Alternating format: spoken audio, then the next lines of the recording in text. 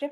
Yeah, thanks, Erica. First, a big thanks to all the Union fans that came today, took over the stadium in the upper deck there. Really appreciate it. Again, it's kind of a broken record, but don't start the game how we should. Um, you know, Decided to play in a 4-4-2 flat because of the directness of DC United, a team that plays forward fast to Benteke's head, a lot of flicks and running off of him. So we wanted two guys in there in the middle with Jack and Bedoya to scoop up second balls. What wound up happening was they just kicked balls over their heads, and they won the first. And I think the second goal is a prime example of that, something that kind of can't happen. Exactly what we talked about, and just didn't pinch in and cover. So got punished in the first half, I thought. Went back to the diamond, and I thought the guys again responded strongly. We're in a spot now where, as a team collectively, and it's not the defenders, the goalkeeper, it's more you go through stretches sometimes where everything just hits the back of the net, and I think that we've shown resiliency, which is good, but we're still conceding too easy. And then you think of what it takes for us to score, and it takes as one example, a McGlynn world-class goal for us to score. So we have to get back to us, which is sound defensively. I think it's not a lack of effort, but in the key moments now, we're giving up too many big chances, and teams are capitalizing on it. So we'll have a week now to prepare for Orlando. It was obviously a tough stretch in some ways off of the 2 home losses, which is very rare for us. This stops the bleeding a little bit, but we still know there's another level that this group can go to. John? So it seems on occasion that this team might be a little, I don't want to say out of ideas, but there's not so much until the game turned around. Felt a little stale, at least from upstairs. I don't know what you thought downstairs, but do you worry about this team running out of ideas to try something different attack-wise to start? No, look, we can beat anybody. I still believe that, Jonathan. I think you know that. You know who our key guys are. They're the same guys that have been here for the last several seasons. I think you've seen Quinn take steps, like I talked about. McGlynn is improving. Nathan's doing great.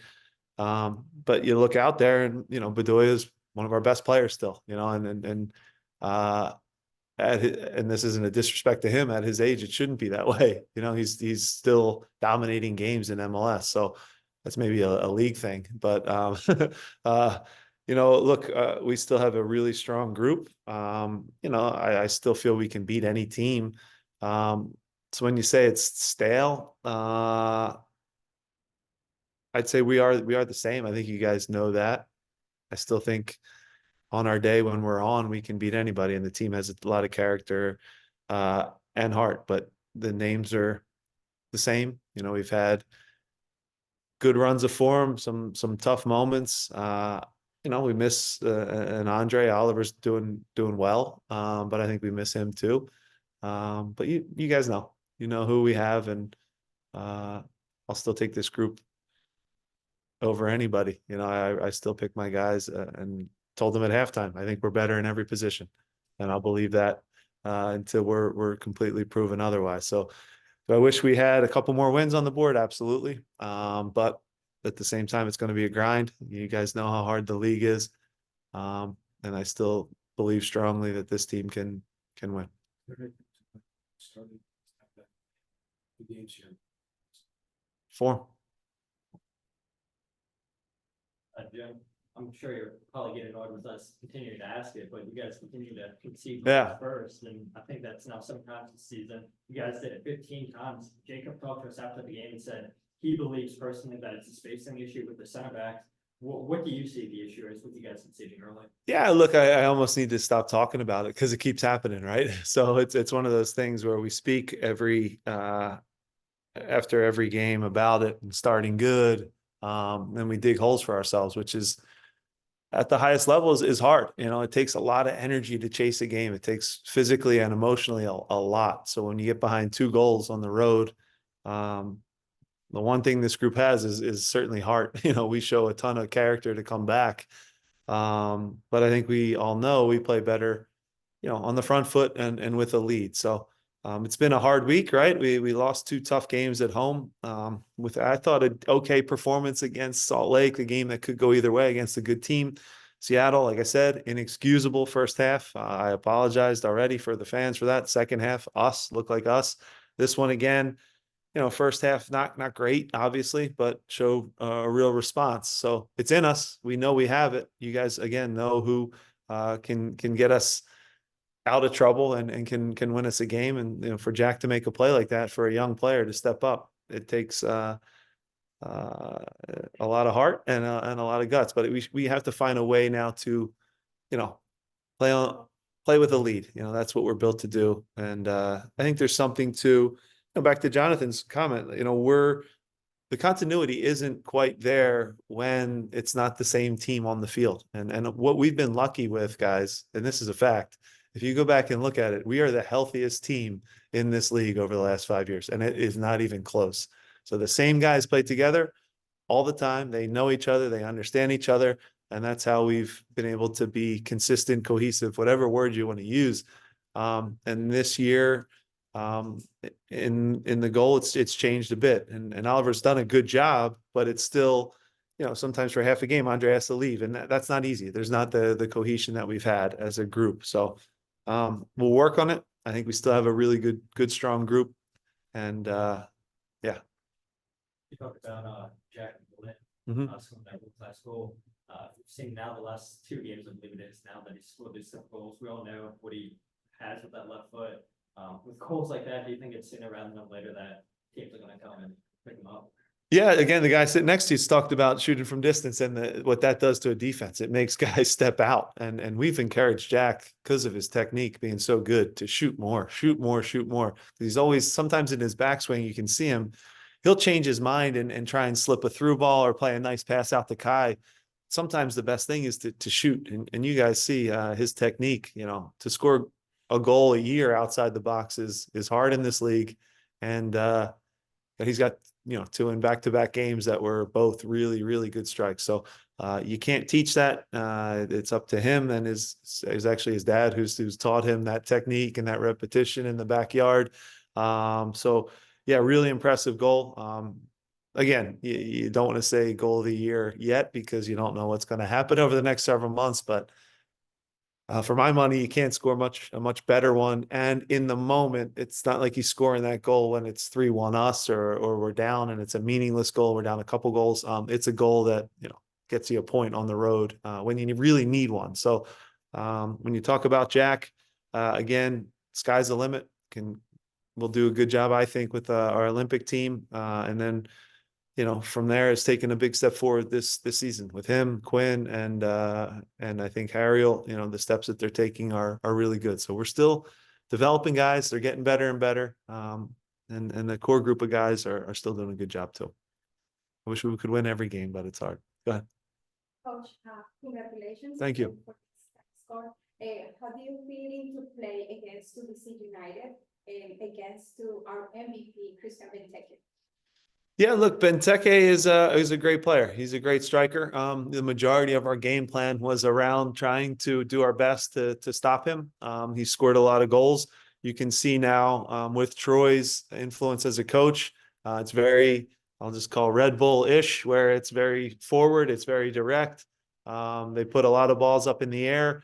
He challenges and usually wins the first. You know, he did it for years in the Premier League, and he's going to obviously do it here in MLS. So, you know, he's the reason, you know, the second goal happens. He wins the first one and it causes us to scramble. We didn't do a good enough job pinching in. And he's the type of player that you try and contain for 90 minutes. You're never going to stop him completely because he's special and he's a real talent. But overall, we did an okay job limiting his chances because he is so good. Jim, second half, you guys were really overloading that right side pitch, including sending looked like Nathan up higher on the pitch. Was that something that you or the players should pick up on that time and let this switch? I talked to them at halftime, and I think sometimes you have to give your players ownership and a feeling. You know, so we didn't have our best half, and it's 2-1, so you're still in the game. And I said, what do we think? Because I said, what I see right now is, you know, Ollie and Jack are in the middle, but the ball is just being played over them. So they're not irrelevant, but they're not able to scoop up second ball. So let's go to the diamond. Do we all believe and make them feel part of it? Do we believe if I put Leon there, it gets Ollie and Jack a little higher up the field when we have the ball and we have more options? So with those two higher now, it leads to your point, which is Nathan can then go higher and join in because we had the ball a little bit more. He had a couple really good runs, and the one, if he actually, instead of trying to head it to Julian, if he just chests it and lets it go into his stride, you know, maybe we steal all 3 points. But Nathan is really good at attacking. He's an incredible athlete, incredible 1v1 defender. We all know that, but he's really adding some really good attacking things to his game. You know, we're trying to encourage him to play forward first more, a little bit faster, and he's doing a solid job for us. Can you just talk about Leon Flock being Yeah. retired in the starting lineup tonight and his defensive presence being back with the team? Yeah, it was great to have him back.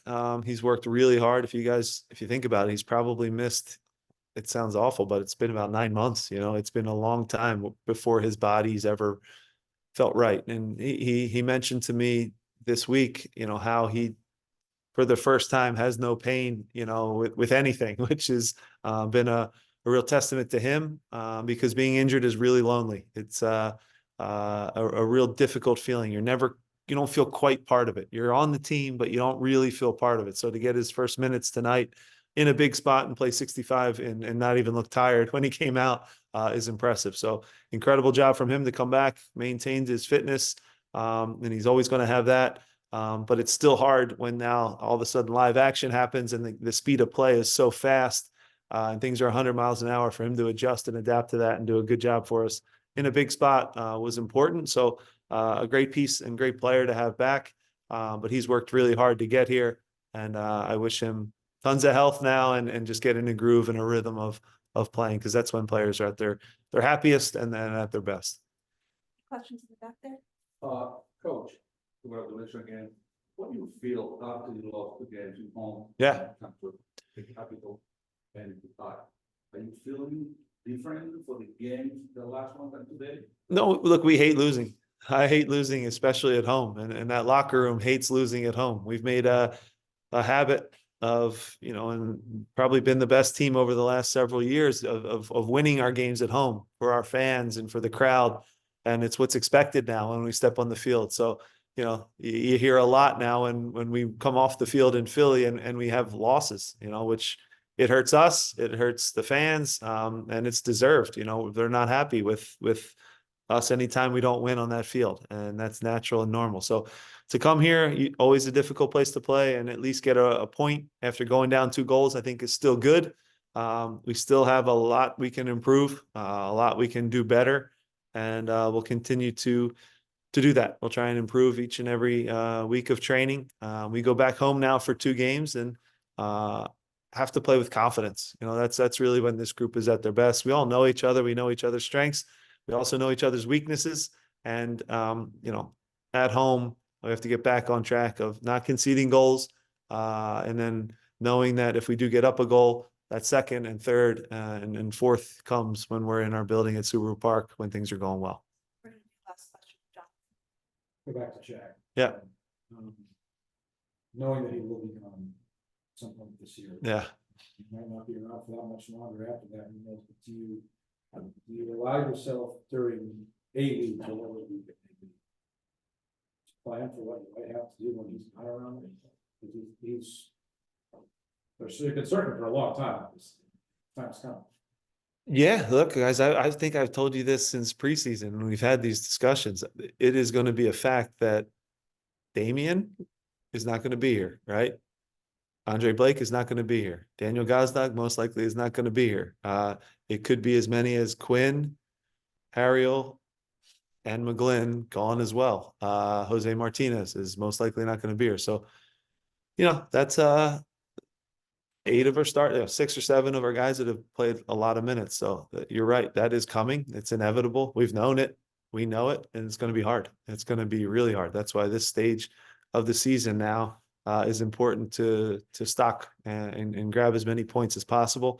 With Jack, my brain always goes to, we always want to develop kids and have them reach their max. What league is his best fit, and you don't get to choose, right? But you think about his skill set and what would be best. And I have some ideas in my brain. I think he can play anywhere in the right team, but it has to make sense, and he's deserving of all the accolades and recognition he gets.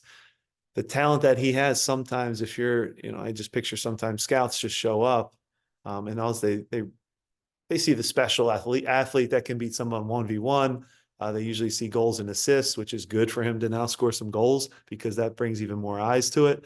But he does so many things, guys, soccer-wise, every week in training, and he sees the game at such a high level.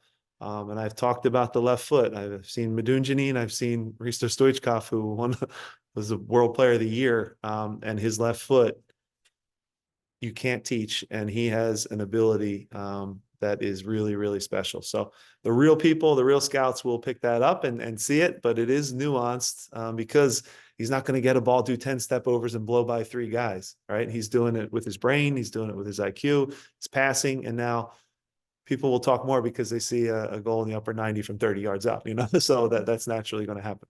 I know that it's not your decision ultimately. Yeah. But if the check comes right after the Olympics, for the summer transfer. Team takes a big shot. We'll see. Again, my job is to win games as best I can, develop players as best I can, have everyone reach their highest potential. And whoever is here, I will coach my ass off for. But I also want them to go to the absolute highest level possible.